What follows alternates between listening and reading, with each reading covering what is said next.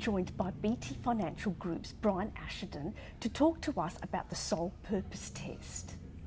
Brian, lovely to see you again. You too, Christine. Now, Brian, with the sole purpose test, it's pretty clear, isn't it, in terms of the definition? Yeah, look, the sole purpose test itself is something that applies to all superannuation funds. And what it broadly sets out is the whole purpose for which a superannuation fund needs to exist. And really it comes down to one of two core purposes, and you have to abide by one of those two. So one is basically to be able to provide benefits to a member upon their retirement or turning age 65, or if they were to pass away before that age, to be able to provide death benefits through to their dependents. Okay. Now, the sole purpose test applies to all super funds, large and small, but how is it different with SMSFs? Yeah, as we're saying, so you're right, it is the same test for all superannuation funds. The issue with a self-managed super fund really comes back to that complexity that you have, because the people who are the trustees, and it's the trustees that the sole purpose test applies to, but the trustees are also the members of the fund. So you're talking about the same person, and you might think one thing when you're a trustee, but thinking about something different as a member. But because you are the same person, the test always applies, and therefore it's probably a little bit more complicated. You've got to think about it in the context of, am I making the right decision for the fund, as opposed to, am I making the right decision for me as a member of the fund? And that's where that complexity really comes in.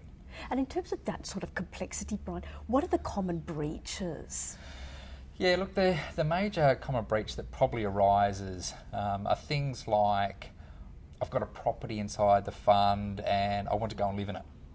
So that clearly breaches things like the sole purpose test that say, you can't do that because you're getting a benefit from the fund today, as opposed to it's to provide the benefit in retirement or upon death.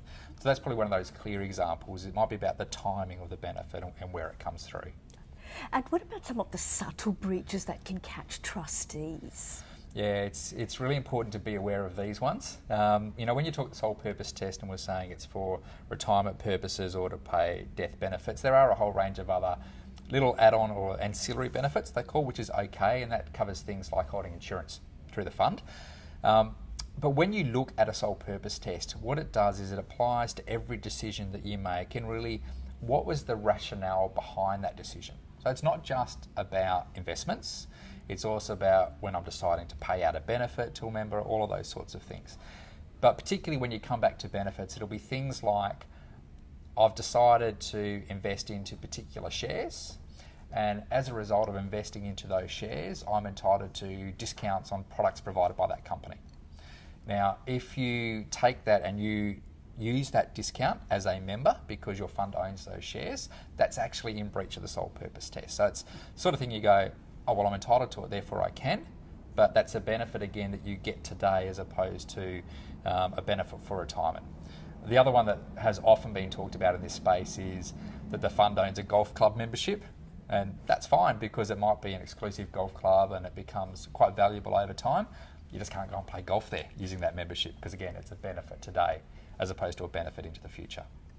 Well, thank you so much, Brian, for your insights, and in particular telling us how to avoid those traps. Thank you. No worries. Thanks, Christine.